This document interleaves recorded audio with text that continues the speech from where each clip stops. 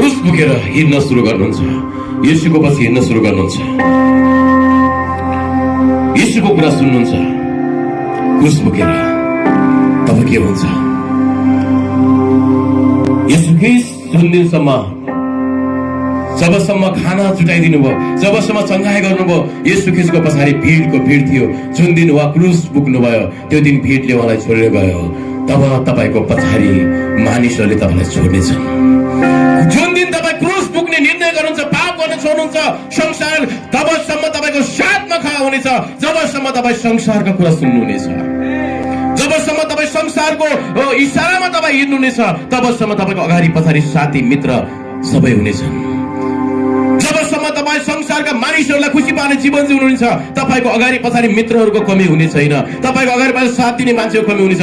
तर असल मित्र त्यो दिन तपाईलाई थाहा हुनेछ जुन दिन तपाईँ साँचो क्रुस येशूको पछाडि भोगेर हिँड्नुहुनेछ। हालेलुया। जुन दिन तपाईले क्रुस बोक्ने निर्णय गर्नुहुन्छ, ख्रीष्टलाई बोक्ने निर्णय गर्नुहुन्छ, त्यो दिन तपाईले तपाईका मित्रहरूलाई सत्य मित्र तपाईको चिन्नुहुनेछ। तपाईको आफ्नै परिवारको सदस्यले तपाईलाई त्याग्न सक्छ।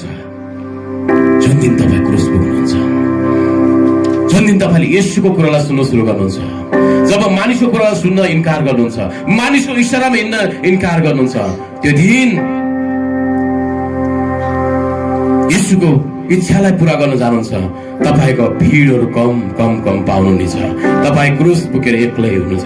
येशू एक्लै हुनुभयो र भन्नुभयो, इलोई इलोई लमा सबखतनी, अथवा हे मेरा परमेश्वर, हे मेरा परमेश्वर, सबैले मलाई त्यागिसके, तपाईले पनि मलाई किन त्याग्नु भएको छ?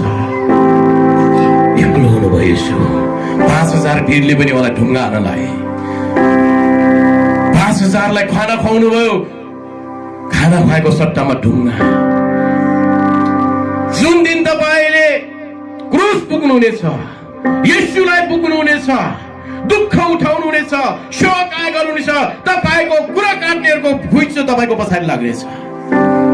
तपाईको खेदो गर्नेहरू भेटाउनुहुनेछ, मित्र भेटाउनुहुनेछ छैन, तपाईले एक्लो आफूलाई भेटाउनुहुनेछ।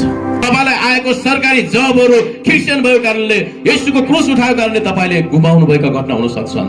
तपाईँ क्रिस्चियन भएको कारणले, तपाईले क्रुस बोकेको कारणले तपाईलाई मानिसहरूले हेर्ने दृष्टिकोण फरक भएको तपाईलाई थाहा हुन सक्छ। प्रभुलाई पाएर दुःख नआएको चाहनुहुन्छ भने संसार खुल्ला छ, इन्जोय गर्नुहोस्। यदि तपाईँ क्रुस बोक्नुहुनेछ भने दुःख अवश्य हुनेछ। येशूलाई बोक्नुहुनेछ, येशूलाई दुःख भयो, तपाईलाई पनि हुनेछ। प्रियहरू,